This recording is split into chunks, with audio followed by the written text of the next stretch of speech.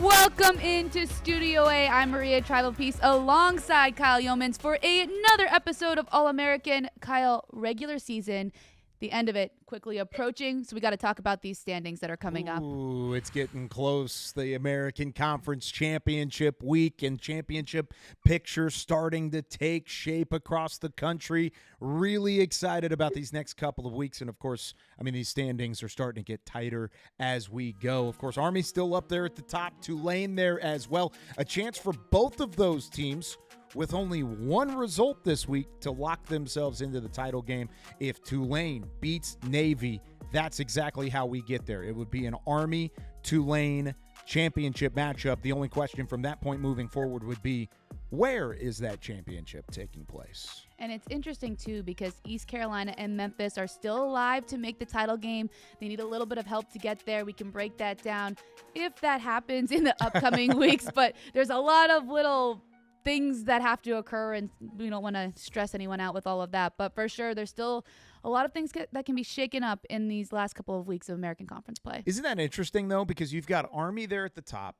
Of course, they take care of business against North Texas in what was a low-scoring affair that is shocking, given that it involved the North Texas Mean Green and the Army offense, the fact that it was 14-3 the final. But also, Tulane just continues to roll in conference play. That conference win streak continues to rise. The fact that they continue to take care of business within the conference brackets is impressive, and they've got a chance this week to lock it up. Navy, though, on the other side, is trying to not only keep themselves alive in the conference title picture, but if they win against Tulane, it would keep Army in their bye week from locking themselves into the title game. So Navy trying to keep Army out of it for now and keep their hopes alive at the same time. A lot of motivation there for the midshipmen this week. Well, there's just so many different things that can happen, too, different games that could have an impact on just where people end up in the standings. The big thing, though, is if Tulane wins, they pretty much solidify everything. Yeah. So all those, if necessary, things won't come to fruition. But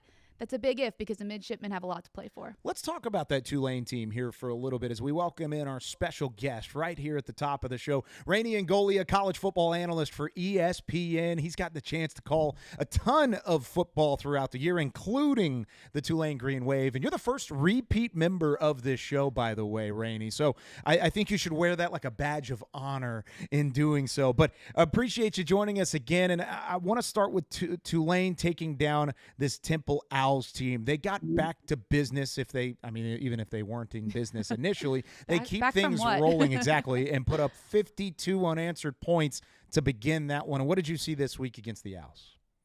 Well, first, thanks for having me back again. It is an honor. When I prep for games, you kind of get a vision in your head how you think the game's going to play out, and it usually never does. This one did. I thought Tulane has one of the best offensive lines in all of college football. And one of the best running backs, Mekhi Hughes, to go with it. I made the analogy on TV. It's like peanut butter and jelly. I mean, the way he runs and that offensive line just rolls together. And they just controlled the line of scrimmage. It's kind of unfair for Mekhi Hughes because you see all these great running backs and he's up there with it. And of course, Ashton Genty at Boise State putting up big numbers. Mekhi Hughes had 150 yards and 2 touchdowns essentially in the first half. I mean, he could have probably had 250 in that game. But it didn't call for it, right? Because they were up so big. And so just a dominating performance. This is a defense, guys, that only returned 4 starters. So Greg Gasparotto, defensive coordinator, they really don't even think they're playing their best ball on the defensive side.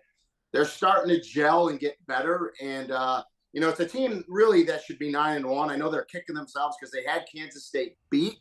And so just looking ahead, obviously Boise has that huge lead in the group of 5 race, but first and foremost, you got to get to your conference championship. And you guys talked about a little bit in your open. I mean, how fitting is it if Tulane can go on the road in Annapolis and beat Navy? It knocks them out of the championship and then puts them in against their arch rival Army in the American Athletic Conference Championship, which would be a great game, but we'll see what happens next week.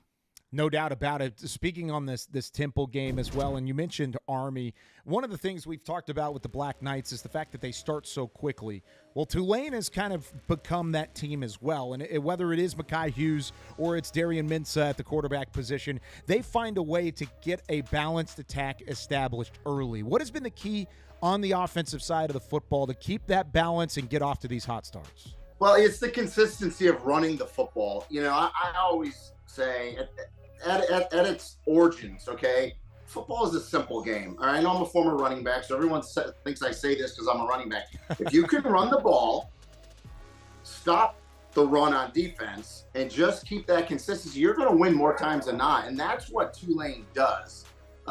It's just they control the line of scrimmage. And Darian Mensah, by the way, redshirt freshman, if you ask John Summerall, he just has the it factor. No one thought he was going to win the starting job. They thought it was going to be Ty Thompson, a transfer from Oregon, or Kai Horton. I love that they have packages for Ty Thompson because you want to make sure he comes back next year in this crazy world of college football. But I just think the key to them with those fast starts offensively is controlling the line of scrimmage. And when you can run the ball, that opens up the pass game for their wide receivers. And they have good wide receivers, but they have a little motto. Joe Craddock, the offensive coordinator, tells his wide receivers, no block, no rock, meaning you'd better block in the run game, and then we'll throw it to you. And so they're just starting to gel. And I had Army earlier this year too, so I got to see them in person.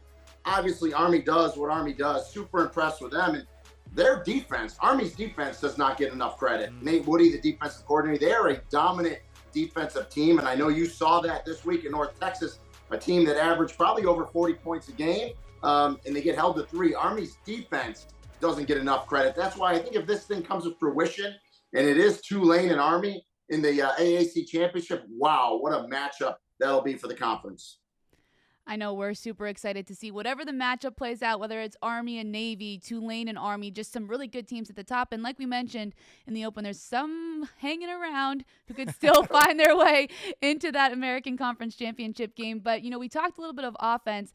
Let's talk a little bit more now about Tulane's defense. I think it's really interesting just how you said that they don't think they're even playing some of their best ball. You look at some of the performances that they've had. They've been so dominant. So, Rene, I'll ask you, is there something that they can do better? And if so, what would that be? Yeah, I just get a little healthy, right? Sam Howard was one of their linebackers, was out last week, and I think he probably could have went, but they said, we're going to rest him and get him ready for Navy and this stretch. And so just getting fresh. One thing Tulane does, and a lot of defensive coordinators try to do this, but they just don't have the personnel because the depth isn't there.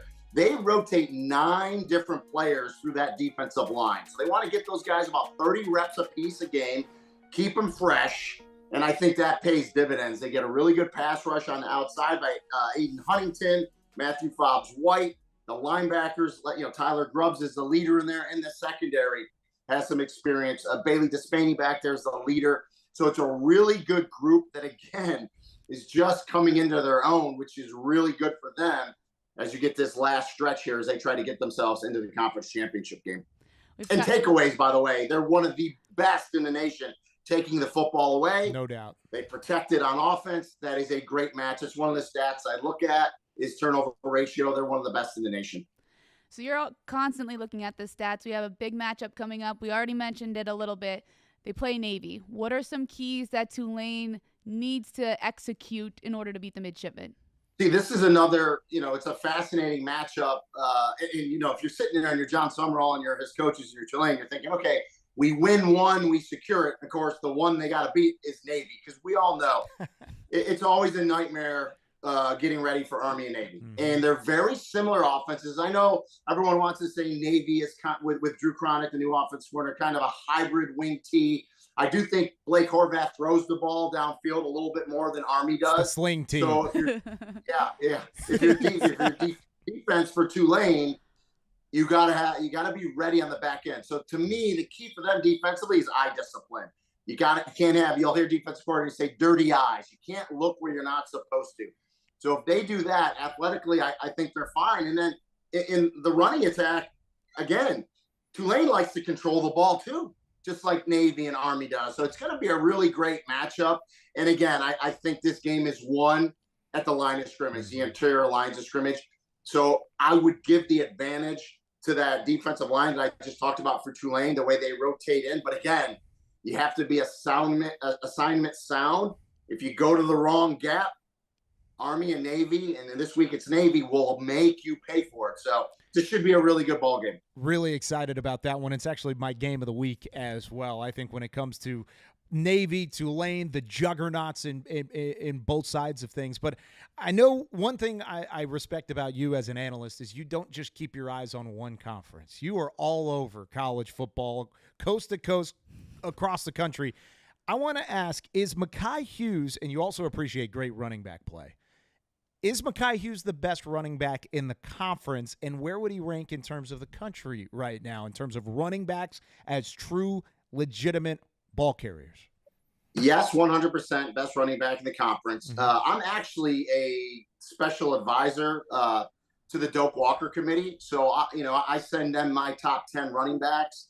Obviously, Mekhi Hughes is in there. I have the good fortune. I called the Boise State game this year, so I saw Ashton Jeanty in person. Ashton Jeanty is everything you think he is. Mm-hmm. Very similar, by the way. Boise State has a really good offensive line. They mesh really well.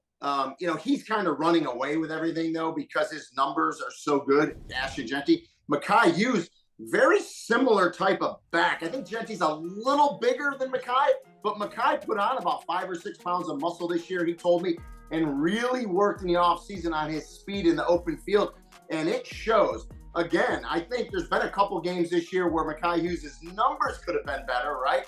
Which puts him more on that national stage with a Jeanty, but they've had some blowouts, and you're going to rest your big gun. But is he one of the top 5 running backs overall in the nation, Mekhi Hughes? Yes, absolutely. I agree with you. And I think if he were to enter the NFL draft this year, he would be in that conversation, at least for a draft pick. He may not be a day 1 or day 2 guy, but I think on day 3, a team would really like to see him there. And if he continues to grow, he's just a redshirt sophomore. If he takes another year to grow, he could be a day 1 or day 2 guy. We just don't know it yet. And I agree with you, Kyle. So if I'm him and his representatives, Ashton Jeanty's going to go, right? Yes. So why even compete with that? Yeah. And I think John Summerall will agree with us. Come back, you're still young. And I think I think he may, because it's a different world, right? With NIL, they're making money. The House settlement's probably going to come through this spring from the NCAA. That could be a 2-hour show in and of itself, where the schools are going to have to pay the players. So why rush? And he's been working on that speed in the open field, which will pay dividends for him at the next level. Mackay, come back. Coach Summerall, Joe Craddock would be very happy. No doubt. And we would be happy, too, because we get to talk about it a little bit more next year on All-American. And, Rene, before we let you go, where are you going to be this week? You've got another great week on the docket. So I jumped to a rival conference, guys. Sunbelt this week. Good matchup, though. I have JMU at Old Dominion. Looking forward to that Saturday at 4 o'clock on ESPNU. So, I'll go scout out Sunbelt a little bit. Well, we appreciate you joining us. We'll see you on an American call soon enough, and we'll be Thanks, happy guys. with Appreciate you. It. Have a great one. Rene Ingoglia joining us here on All-American. I love talking with him. He just knows it all. I learn something every time I hear him talk. I'm just like, oh, my goodness. I'm so engrossed in everything that he says, because he's so locked in to not just the American, but as you said, all across the country with college football. Follow him on Twitter if you haven't already. If you're a fan of college football, Rene Ingoglia on Twitter, one of the best at what he does across the country. All right, let's talk about that Navy team a little bit, because we mentioned them in their matchup this week with Tulane. They got back to business this week against South Florida, and they had an opportunity to do so after losing those 2 straight games. Turnover bug was biting the midshipmen, but they took care of the football, dominated the line of scrimmage, and they ended up coming out on top in this one, just fully in control of this football game and coming away 28-7 over South Florida. Well, they looked like the Navy that we talked about at the beginning of the season, and I honestly think that they let Notre Dame beat them twice with their loss against Rice, and so I just like to see the way that they cleaned things up this week against South Florida. They were super aggressive right off the jump, scoring on those first 2 drives, and I just think that that's something that I don't know. I just think that they looked more confident, and I think that will help them as they head into this matchup against Tulane. Blake Horvath got back to what he does best, which is, like Rainey just talked about, the throwing out of the sling tee. I love the offense. I've talked about it before, but I thought really the key to this was getting the guys that got you there back involved. Eli Heidenreich, Alex Teska. These are guys that are weapons, that are playmakers for this Navy midshipman offense, and they got to them early, and they made sure they got the ball in their hands and in some space. Yeah, and I think Coach Newberry talked about it as well. He said, look, our guys played extremely hard, and I thought we executed for the most part, and that's something that you hadn't seen them do the 2 weeks prior. So I think, as you said, getting the ball back into Heidenreich's hands, Teska's hands, they did a good job, and then Horvath just doing what he does best. He's not Heisman Horvath anymore, which is unfortunate, just because of the 2 losses, but he's still a weapon. He's still a guy. He's so good. He's still so athletic. I think that'll preview to some of the other things that we'll see later in the show. You like teasing that all the way. Do, like we're at the beginning of the show, and you always like throwing out the because I want people to stay tuned. You know, you got to give them something to watch. That's fair. There is something to watch this week, and we previewed it a little bit there. Navy, Tulane, and I think Rainey outlined it there, where the line of scrimmage is going to be crucial for this matchup. I think the Navy defense is where it's going to start. They were able to force Bryce Archie into a couple of mistakes, couple bad decisions, got to him early. They're going to need to do the same thing to Darian Mensah that they did to Archie. Young quarterback, big arm, lots of talent, but they need to force him into bad decisions and maybe it's a couple takeaways. Get those turnovers early and then hold on to the ball themselves. I mean, if we're talking about keys to the game, what are you looking at between Tulane and Navy? Well, I think you hit the nail on the head there. They have to take care of the football, Navy does. And I also think that they need to kind of use some of that momentum from this past week against South Florida, right? You had 2 losses in a row. How can you rebound? And then on the Tulane side, they just need to continue to do what they've been doing this entire season in conference play. They've just been bullying opponents, and I think this is the battle of the bullies, I'm calling this, because I think you think of the toughness of the Naval Academy and you think of the way that Tulane plays football. I think who's going to out-bully the other one is the one that wins the game. Yeah, the bullies of the American Conference. And maybe not the only bullies that are in action, or that were in action last week. Nobody in action this week if you are attending West Point Army. They took care of business, 14-3, the final score over North Texas. Holding North Texas to 3 points, I don't know what is more impressive, the fact that they held the North Texas offense to 3 points, or that North Texas held Army to 14 points. The North Texas defense that hadn't done anything right really throughout the season holds Army to nothing. They pick off Bryson Daly for the first time this season. Ultimately, this was a tough, gritty, ugly football game, but that's the type of game that Army likes to play. Well, see, it's funny. If you would have asked me to preview this matchup, I would have told you this was going to be a shootout. Yep. You look at the way that these offenses have been yeah. playing, and then you also look at the way that, North The Texas. over-under was 66.5. Yes. We got 17. That's what we got. And so it was like completely, when I was going back through it, I was like, wait, what happened now? So I think that the big story of this game is the Army defense, and I kind of, Rene said it right there. They're so good, but I don't think we realized how good they are. Just the way that they shut down Chandler Morris in this offense, something that nobody really has been able to do this year, even in games where North Texas has lost. Like, their offense has showed up. And so I just think that Army's defense, we got to start talking about it even more. I know we've highlighted it. It was good to see Bryson Daly back in the lineup for Army as well. He did what he had to do to get the Black Knights the win. And I think that this is really promising for Army now they can get back to playing how we want to see them play. No, this was a game of things that we haven't seen in 2024 on both sides. No, because literally. North Texas drives down, takes the lead. First time Army has trailed all season long. Then Army goes back down. They score. They go up 7-3. You saw the touchdown there from Bryson Daly. But then turnovers started to go back and forth. North Texas had chances. They forced a fumble from Udo, which doesn't happen very Never often. happens, nope. Bryson Daly threw an interception, which hasn't happened this season. And then you turn around and you hold them underneath the 17-point mark, which hadn't happened either. So all of it was interesting. But I want to say this about the Army defense. North Texas is so good on offense that this might have been as impressed of a defensive showing in college football all year across the board as I've seen. Army was perfect, nearly flawless in every element of their defensive game plan: tackling, angles, physicality, assignments, reads, eyes in the backfield, and not getting caught in doing so. They were almost flawless, as you have to be against the North Texas offense.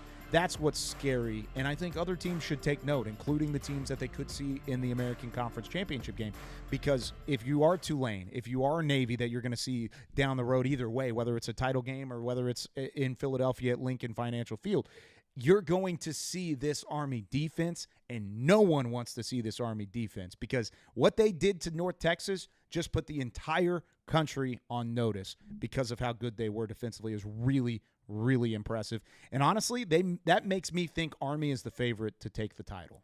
That's where I'm at right now. I initially might have said Tulane because I think they're the more complete team, but this defense is elite, and I think that's what's going to be the game changer. They have that elite defense, and then they get their quarterback back this week. Bryson Daly returns. He's a game changer, too. Again, another game changer. So just talk to me a little bit about what you think Bryson Daly did well in this game, especially after not playing against Air Force. Yeah, it wasn't his perfect game. He wasn't phenomenal, but he's a tough physical runner, and he's a leader that people can turn to when times are at its toughest.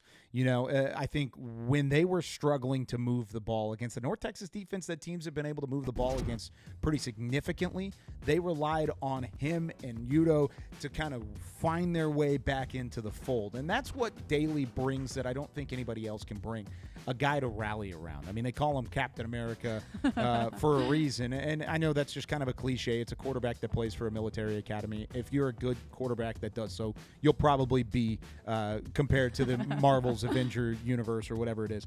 I think you have to look at Daly as the straw that stirs the drink for Army, but it's the defense that's the steam engine that's not going to slow down anytime soon.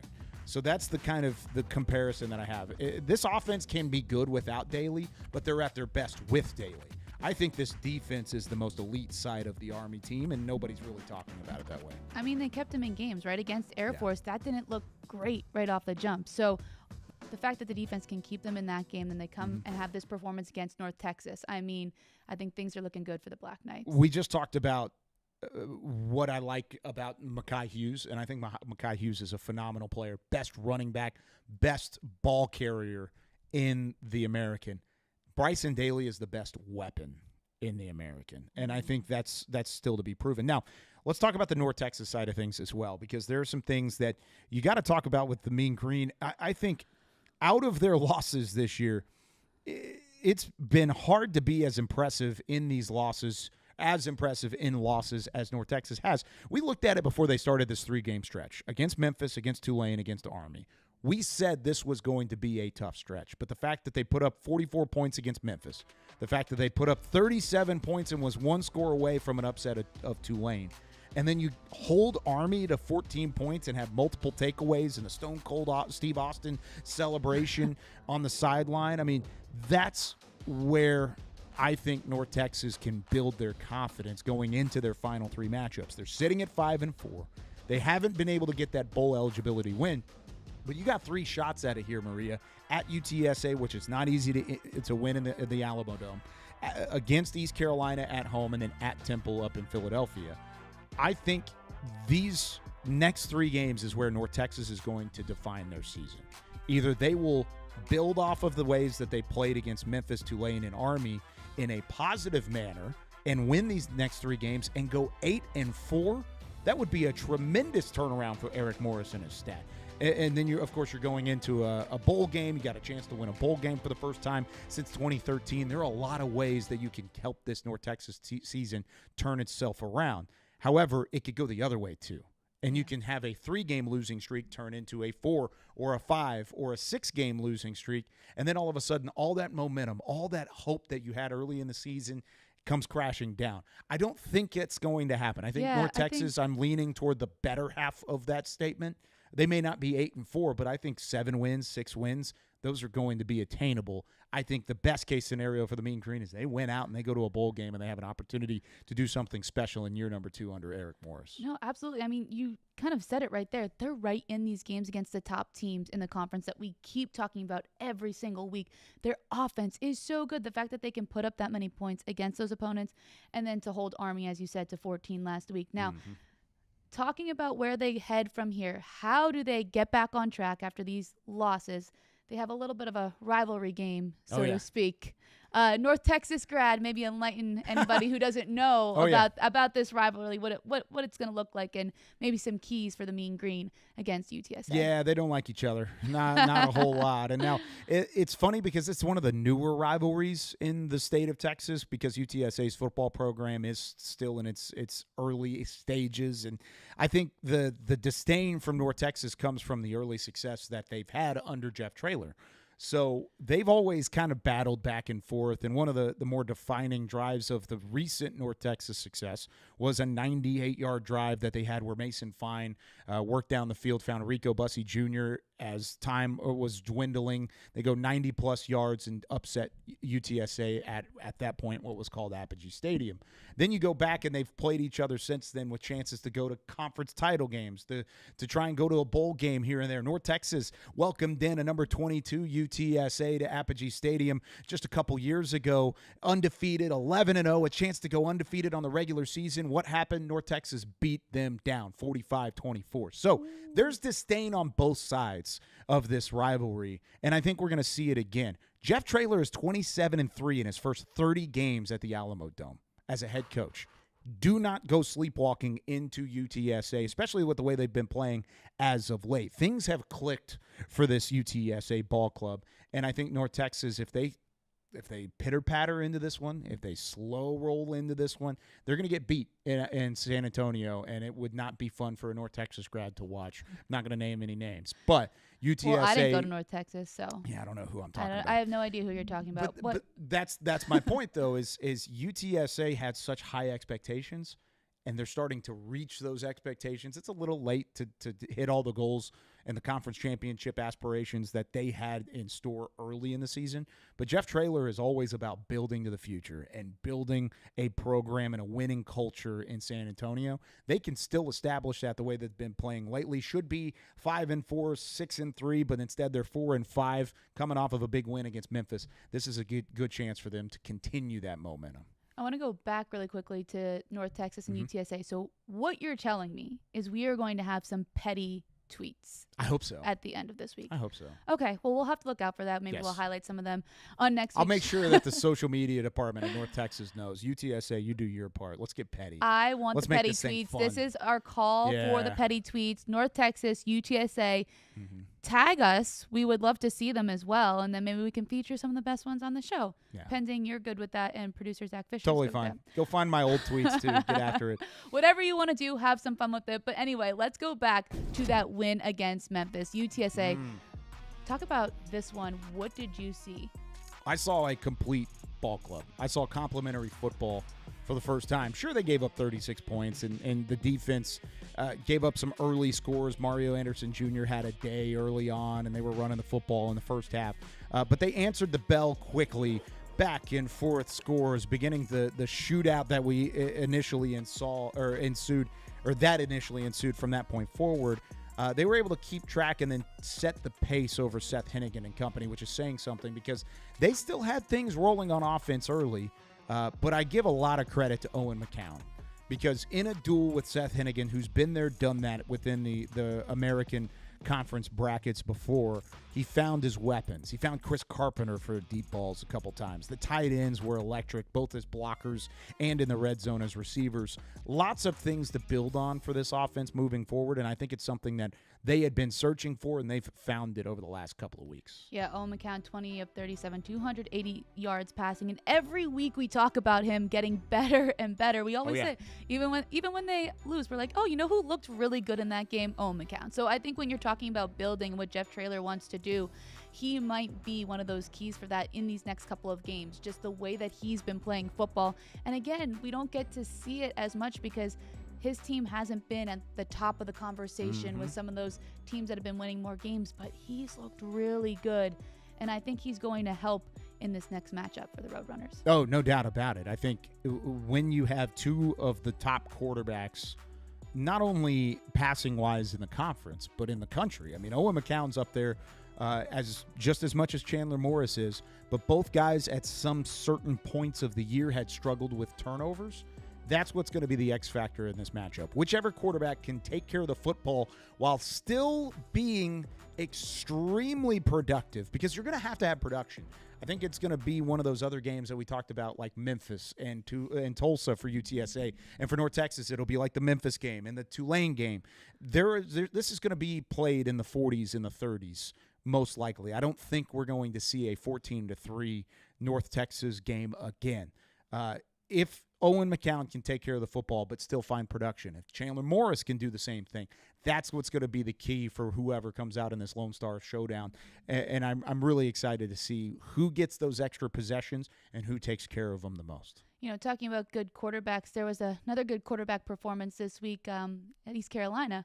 Maybe we chat a little bit about that one, Kyle. You want to take it from here? Yeah, let's talk about it. The Pirates of East Carolina, 49-14 over the top of Florida Atlantic. I mean, this was another phenomenal outing for the Pirates. Back-to-back wins, and I loved the play calling early on. You talk about what Hauser was able to do as the quarterback. They made a quarterback switch. They made a coaching switch, but it was all about the coaching early on that I thought was impressive about the Pirates. They kept the Owls defense honest with misdirection, motion. They had options thrown in there, all things that Florida Atlantic has struggled with this season, and it helps the quarterback get in a rhythm. And that's exactly what Hauser found was that rhythm, and he did not look back. 17 of 22 passing, 343 yards passing, 5 touchdowns through the air. Count them, 1, 2, 3, 4, 5 touchdowns through the air. Commanded the offense with confidence and was given a clean pocket to do so. I thought the offensive line played well, gave him time to throw. This was as impressive of a game plan and an execution as I've seen from ECU all year. And remember, I was really high on them at the early parts of the season, and they're still one of 5 teams, Maria. 1 of 5. 5 teams that are still alive, even though it's a sliver of a chance. I'm saying there's a chance with East Carolina. So you're saying there's a chance? Absolutely, to get into the American Conference title game. They need some help in order to do so, but the fact that they're playing good football down the stretch is very encouraging for everybody out there in Greenville. Well, you mentioned all of those numbers from Hauser, right? You forgot his one rushing touchdown as well. Oh, So, he casually 6 touchdowns. casually 6 touchdowns. Just an easy half dozen. Yeah, he was okay this week. I'd say he scored performed. touchdowns like I ordered donuts in the morning. Ooh, Get a 6 nice donuts? half dozen. Ooh, half dozen. Do you eat them all at once, or how does All that at go? once. Yeah. Good for Before you. I even get to work. Oh, okay, good. I heard you're not supposed to have sugar in the morning, though. Oh, well. But I mean, maybe Caden Hauser Supposed does to not that. do a lot of things, and I still do it. Makes sense. Well, back to football for just a second. Threw you off a little bit. You did just a little bit, but no, ECU playing some really good football right Yep. now. They have Tulsa coming up. What do you think that it's going to take for the Pirates to continue on this roll that they've been on? Much of the same that they showed last week. I mean, even in Tulsa's wins this year, they've given up points. So keep that secondary of the Golden Hurricane out of sorts, guessing early, make the offense press a little bit on their side of things. That's when Tulsa can get themselves into a little bit of trouble. But keep your foot on the gas, because I'm looking at you, UTSA. Keep your foot on the gas, because Tulsa can find their way back into the fold.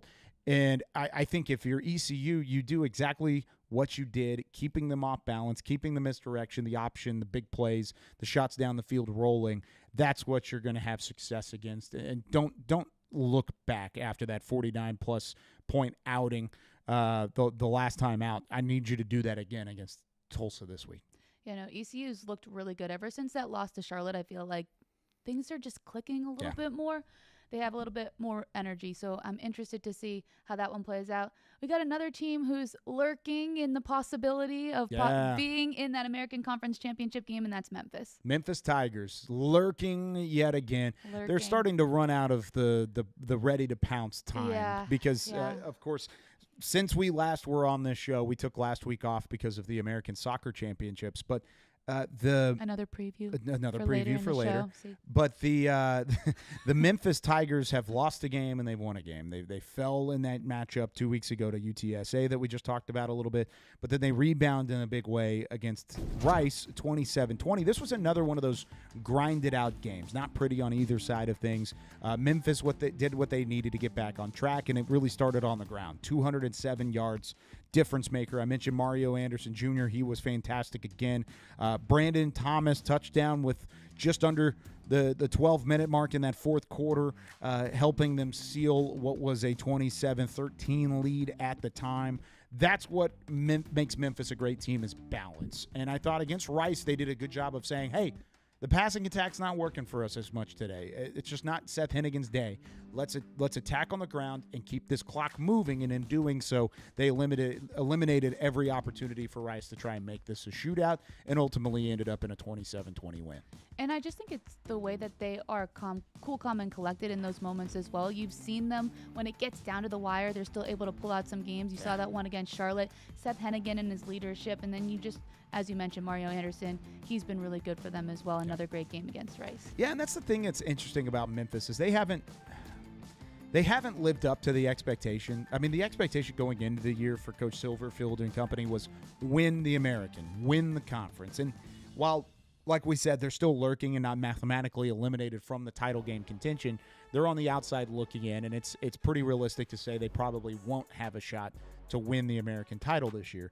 However, they've won a lot of games that they probably had no business winning because of their clutch ability down the stretch, because of their ability to make plays when it matters most. North Texas and Charlotte are the two that stand out to me, and then this one against Rice as well. It's another one that I think you had a chance to win, and you found a way to do it. The two games that you couldn't do that in was UTSA and Navy. Two good football teams. You lost to two of the better teams and two bowl-eligible, should be bowl-eligible teams down the line.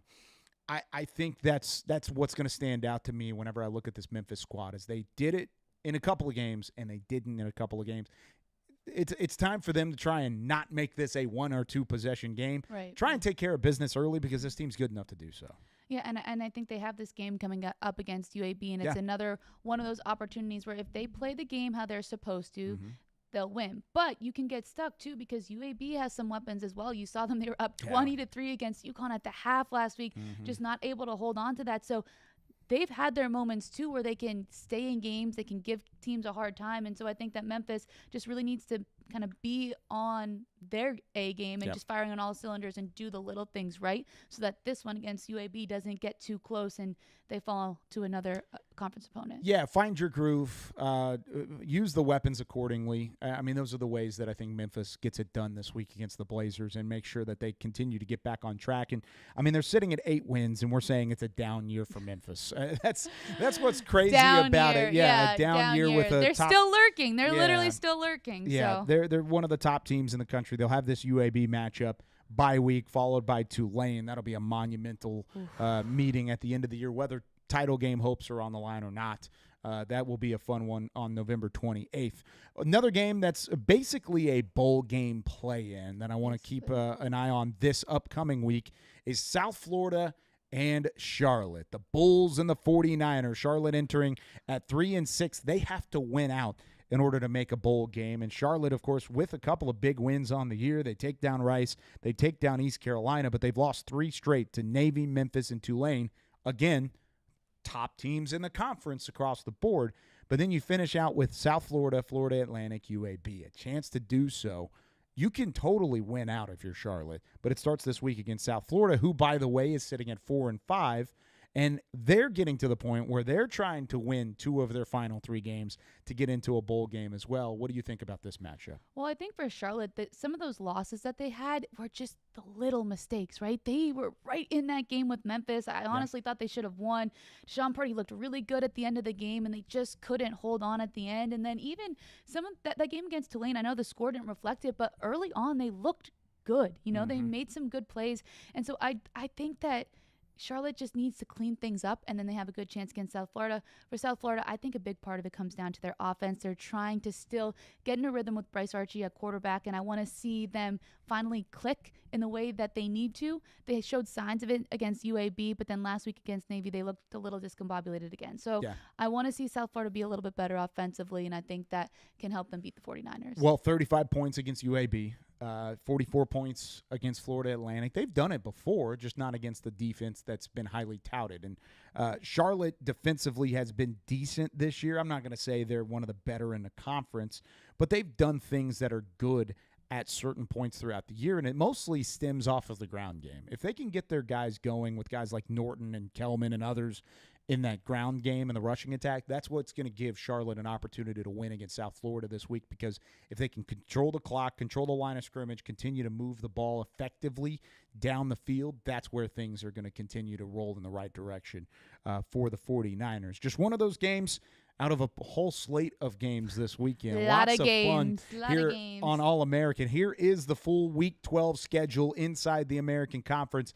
East Carolina and Tulsa get it started early. Of course, North Texas and UTSA on Friday night, and then Saturday, noon Eastern, my game of the week on ESPN2, Tulane in Annapolis, Maryland, taking on the Navy midshipmen. Tulane with a chance to lock in not only their own title hopes, but Army's as well. What other games are you looking forward to the most? I mean, you already said Tulane and Navy, so I can't talk about that one. But I'm excited for the UAB-Memphis one because I want to see how Memphis plays against the Blazers. And I don't know. I get excited for all of the games, to be honest with you. That is such a, coach speak general answer. But I think I'm circling Tulane, Navy. And then I want to see how East Carolina, if they can keep that momentum up. Yeah, that's a big one too. East Carolina taking on Tulsa. That's a fun one. Teams that are off this week: Army and Rice are off this week, and we talked about Army a little bit early on as one of those teams that, of course, is standing at the top of the American table. But here's the thing: I use the term "table" in a football show, right? Mm-hmm. That means we must have some sort of soccer on the horizon. I've heard we do have some soccer on the horizon. You got the chance to sit down with a soccer superstar inside the American. Yeah, Maeve English. She was the defensive player of the championship in the Women's Soccer Championship. East Carolina winning their first ever American title. Take a look at it. Schnell. Cross will come in. Their bodies in the box. Bierman came out, got a slight touch to it. It's still loose. East Carolina with a shot of the game winner. It's all over. They are going to the NCAA tournament. For the first time in East Carolina history, the Pirates are the AAC champions, and I'm joined now by their goalkeeper, Maeve English. Maeve, we just saw Annabelle's goal, so let's start there. When you saw that hit the back of the net, what was your first move? I wish I could tell you. I think I blacked out, honestly. It was just absolute scenes. You know, you've had a couple days to take it all in. What has it been like just knowing you are an American Conference champion? It's just absolutely surreal, to be honest. I have just been trying to soak it all in. I've gotten a ton of messages, and I'm just so excited for the team to have this opportunity too. I think we had a great welcoming party when we came back, and then selection show yesterday. So it's just awesome to see Pirate Nation kind of like rallying around us too. So yeah, we've just been trying to soak it all in since then. We're going to talk more about your team in just a little bit, but I want to talk a little bit about you first. You were the most outstanding defensive player of the tournament. You had 5 saves in that championship game. You were just incredible in the net. What enabled you to be so locked in, not only in that championship game, but the entire tournament? Yeah, I mean, across my 5 years, I definitely felt like this was the most confident I've been in our group going in to a tournament like this. I think we all knew, like, especially the way we went out last year, like, we just, like, I mean, I think with that, the way we went out last year, we've got this core group of seniors, like, which is so many. I feel like almost the stars aligned for us to be successful in this tournament. And so I just really kind of tapped into this overall team belief and just like really solid core group of just like belief in our system. And we knew that, I think, going in, if we could execute, like, we could absolutely win the whole thing. So I think just tapping into that team confidence really just allowed me to kind of trust my teammates and trust that if I do exactly what I'm supposed to, like, we're going to be successful. So That confidence was so prevalent. First game, you won in double overtime. Second game of the tournament, you won in PKs. And then that final game, you won in double overtime. What enabled your team to be so resilient, just pushing through all of those minutes of soccer? yeah, it was definitely a test for sure. I think being in the Florida heat too, that was something that we had to adjust to. But I mean, I think the best thing was just we were able to focus on kind of one game at a time. We kind of found like our own individual motivation for each game. Like, obviously Charlotte is one that we wanted to win because it was such a like just devastating way to go out last year. So I think we kind of obviously we're able to get up pretty good for that one, I think. And then USF too, we didn't do as well against them in the regular season, so we knew, I think, going back at the film, that we could have absolutely played them a lot better in the regular season. So we had that as motivation. And then Memphis is just one of those teams, like, I feel like we've gotten really close to beating them the last couple years, and it just couldn't have, like, we haven't been able in the last couple years to put kind of a well-rounded performance against them. So I think for that to culminate kind of in the final is just kind of all you can ask for. Got to exercise some demons going through those 3 games, and each one I feel like had its own, I guess, kind of personal motivator for our team. So it was just nice to kind of right some wrongs that maybe we had in the regular season or last year, and then obviously just in the championship to come away with a win like that is so big and awesome. How special is this? You know, you mentioned that group of seniors. How special are they to this team, and how would you describe what this team has meant to you? I mean, this group of girls, like, I mean, it's almost like a physical feeling. Like, I genuinely feel like you could, like, reach out and grab the physical belief that this team had in our ability to be successful. And you can especially feel it in that group of seniors. Like, we've got a lot of girls who are seniors who have had injuries and not been able to play, but we've also got girls like me and AB and Abby, Sam, all of them, like, they have been here for 4 years. Like, we've all been through the same experience. And I honestly feel like that experience, like, is what just carried us through. Like, we've got this just tight-knit group that has been in the trenches with each other. It's bonded us. Like, it's I mean, you really can't ask for anything better. Like, we just all know what each other are capable of. And so we just have this overall sense of belief and just, I think, sense of, like, accomplishment. Honestly, we wanted so hard to like be able to walk away from this season like we've left no stone unturned, just leaving everything out there so that we can really end all of our careers with kind of a good bookend. The bookend is possibly approaching, but I have a couple more games left. We're going to talk about that matchup in the NCAA tournament, but I want to quickly go back. You mentioned the bond between your teammates. You also have a special connection to East Carolina because it's your hometown school. So what has it been like these last 5 years getting to play as a Pirate? I mean, just exactly what you would imagine. My mom and I yesterday, I went over to my parents' house just to kind of soak it all in with them too. I think they're just as excited as I am to have had this opportunity. And we were going through like some baby pictures, and it was just me in like a ECU uniform, and it's so crazy to have once been in the shoes of like our youth player ball girls that come out to like our home games, and to now be in the shoes of like those girls that I used to look up to. It is just it's like a storybook, to be honest. And I feel so grateful to be able to represent this university. It just means the absolute world to me. You're giving me chills just thinking about you in the little uniform as a young girl, and now, as you're saying, getting to be the example for those young girls. Now, you have a big one coming up on Friday. You take on South Carolina, as we saw in the selection show. So what has been the messaging to the team? How do you get ready for that one?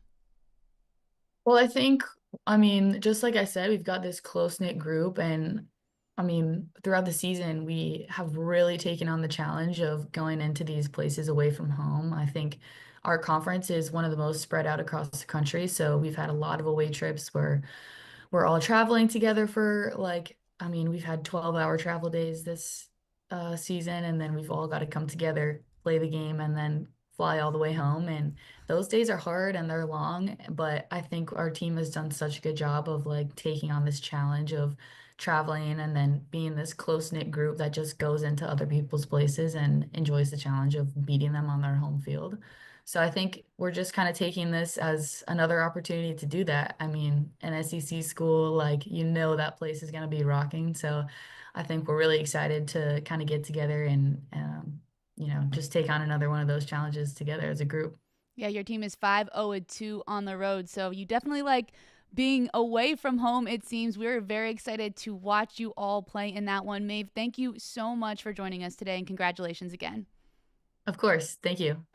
I love every bit of that. Maeve English, not only is she a great soccer player and had some success on the pitch, but a phenomenal interview. And I thought the way that you outlined it there about the drama and the energy that it was needed, and the really, in order to run the table in a soccer tournament like that, it takes everything, all 11 plus on the soccer pitch to get it done, and that's exactly what ECU did. Well, it was especially when you play like all these overtime games and you go into the later minutes. Double overtime, PKs, double overtime. I asked some of her teammates too throughout the week, and I was like, what is it about this team? And they're like, vibes. Like, we have good vibes. I'm like, all right, I'm all about. That's what our show's all about. We're is good all vibes. about the good vibes. Mm-hmm. I love good vibes. A lot of these teams that we're going to talk about coming up too want some good vibes as they head into trying to qualify for some bowl games. They want the good vibes, but is it going to be a goodbye?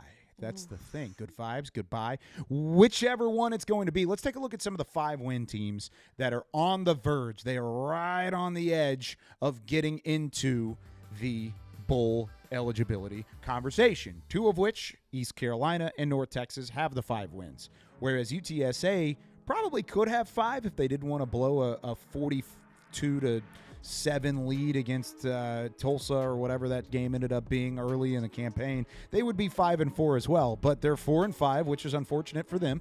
But at the same time, they're running out of time with Army lurking on the road at West Point, and then you've got North Texas in a rivalry game coming up on Friday, and Temple as your only games at home. Which one of these 3 teams do you feel like is in the best spot to get that 6th win? I would say East Carolina right now. I think North Texas still just has a couple battles, especially with the way that UTSA has been playing as of late. So I'm taking East Carolina to get that 6th win. I like that. And I think East Carolina has been playing better football Yeah, I agree. Really, both of these teams, the other two teams, have been as of late. They're just not being talked about nearly as much. Plus, you've got the Tulsa game, which you would think would be winnable for East Carolina on the road. They've got that tough one against Navy lurking in their final home game. That's tough.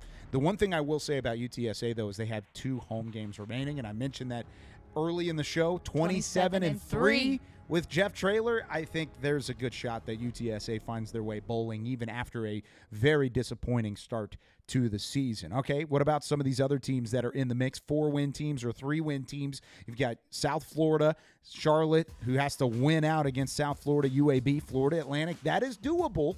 Don't get me wrong, it's doable. And then you've got Tulsa that has a little bit of a tougher schedule because they have East Carolina, a high-flying FAU team, and then that South Florida bunch as well. Yeah, I think out of these 3 teams, again, I'm looking at South Florida. I mean, they only need 2 more, and I think they're winnable games. I wouldn't count the other 2 out by any means, though. If you just both Charlotte and Tulsa have showed us that they can win football games, right? They have those late-game heroics. They've been able to win some, but I just think the way that their schedules look right now, I think the best possibility out of these 3 is definitely South Florida. Well, and we talked about it earlier that Charlotte and South Florida playing each other this week, that ends up being essentially a bowl game play-in, especially for Charlotte, but it does put a lot of pressure. If South Florida cannot win this week, it puts a lot of pressure on the Bulls going up against Tulsa and Rice at the end of their stretch to try and work their way to that 6th win as well. So going bowling, it's not like Thanksgiving, bowling with the family whenever you're done with your on Thanksgiving turkeys. Yes, that's why they call it a turkey. A turkey? Wait, in bowling. You mean like bowling with a bowling ball, or like you have a turkey bowl like football game with your family members? Yeah. Oh, you do both. Okay, I do the football game. You play the football game before lunch, and then after lunch you relax and you go bowling. Bowling alleys are open on Thanksgiving. But are you talking about bowling like going bowling and football going bowling, or are you talking about like you go to a bowling alley on Thanksgiving? Yeah, it's awesome. You're you're messing with me right now. I'm not. I will find a way to prove it to you. I want a social media post on Thanksgiving of you bowling. Oh, it won't be this year. Because you're lying. I work for a team that plays on Thanksgiving. I year. forgot about that. So you don't go bowling on Thanksgiving. The family tradition stays the family tradition regardless. So the Youmans family tradition is to go bowling. Yes. Oh, okay. That's exactly I'll the case. hold you to that. Yes. But I think now what we need to talk about is not bowling, but some of the top plays in the conference this week, because we Thank had goodness. You're confusing me. Anyway, we had championship season going on. We have basketball season back. We also have football that we just spent an hour chatting about. So it was really hard to pick some top plays this week, but I think we did the best job that we can. Let's do it. Let's All get right, into top play. Let's get into it. Yeah, I said basketball season is back. How about this one? It wouldn't be basketball season without a slam. Kyle, that's Dwan Odom from Tulsa. Look at the confidence on this. Woo. Boom! Oh, my goodness. That's when you know basketball season's fully back. A little rock the baby into a windmill on the backside of a fast break and a breakaway dunk. I love it. I'm excited about Eric Konkel's bunch with Tulsa. I think they've got a little something cooking. They're a little under the radar this year. Just watch out for Tulsa. I think it'll be interesting as the year goes on. All right. They remind me a lot about the Temple Owls team last year that made a run in the tournament. That's what Tulsa kind of reminds me about. All right. I like it. I'm going to hold you to that. All right, speaking of other teams in the conference, we go back to the football field. Temple up against Tulane, 14-0 Green Wave in the second, trying to put it away, and they go for the long ball to do so. Darian Mensah launches this one. Mario Williams comes down with it in coverage. Williams, you're too good at this. You can't do that. You're already leading 14-0. Why are you still putting up the long ball? That's because Tulane doesn't have any regard for any Temple Owls life at that point. Great throw, even better catch, and this gain results in a touchdown on the ensuing play. Tulane wins it big time. Well, we talked about the bullies earlier in the show, right? Tulane's bullying it right there. Bullies. I mean, bullies. Mario Williams looking really good. And, another player that was looking fantastic this entire week was Maeve English. We already talked to her. So let's see some of the performance that she had this one in the semifinal. Elevation, huge save. That was actually on SportsCenter, play number 7, the emotion. Oh my goodness. I was so fired up watching this entire game. Kyle, oh my gosh. Wow, that's an unbelievable save. And I mean, we saw a little bit of it earlier, but the reaction time is still the same. I mean, the fact that it's kind of bounding around like that, that's a fantastic shot. Fantastic shot. And the fact that she just went up and rejected it with the one hand like that, that is unbelievable. Maeve English, my props to you. Defensive player of the tournament. I mean, overall a game changer for the Pirates, who are champions and playing in the big dance. Can't wait. All right, back to football we go. Blake Horvath, we've mentioned his names in top plays once or twice this season. I like this one, though. He turns the corner, keeps the foot in bounds, and he dives for the pylon. Horvath finds the end zone again. He is next level. Watch this. I love this slow-mo look right here. All there is just a blade of grass. That's all he needs. That's all he uses right there. Look at that right toe. How did he keep it in bounds? I don't know. And the reason why is because he's Blake Horvath, and he can do anything. He's Blake Horvath. Like you said, not the Horvath for Heisman anymore, but he's still playing like the Horvath for Heisman. Nuts. Oh, still great. My goodness. I love it. I love the dive at the end of it, too. Yeah. Speaking of endings of things, we have to talk about the ECU Pirates one more time. I know. But look at how they ended the American Conference Championship game. Annabelle Abbott. Oh, my gosh. That's the first conference championship in the American for the Pirates. The senior coming up big. I had this East Carolina team earlier in the season, and the fact that they play such stifling defense, the way that they play all the way from whistle to whistle is just tremendous. And you saw it in this tournament when it went into double overtime. It went into penalty kicks, goes into overtime again, and it's a golden goal to hoist the trophy. Even better. And we just talked about hats off to English, hats off to that entire ECU Pirates organization as they continue to keep their season alive, and they have a little bit of hardware to take home with it as well. Very exciting for them. They play South Carolina in the first round of the NCAA tournament. So the Battle of the Carolinas, East Carolina and South Carolina. Make sure everybody's tuning into that one for sure. East Carolina's not a state, though. I know it's not.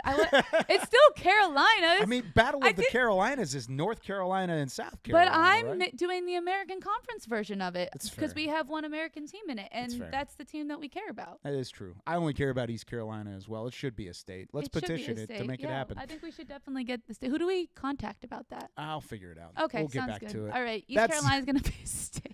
It's only right that All-American is ending by talking about rearranging one of the 50 states in the United States of America. That does it for us here from Studio A. Hope you had as much fun as we did. Special guest to everybody who took some time to join us. And, of course, Zach Fisher, Chris Gray in the back for doing great work and getting us on the air as well. We'll be back next week. We've got more football, possibly an American Conference title game matchup to talk about as well, basketball, and a whole lot more, how ECU does in the NCAA tournament too. We'll keep you updated on all of it. For Maria Trivelpeice and our entire American crew, I'm Kyle Youmans saying so long from Studio A. We'll see you next week.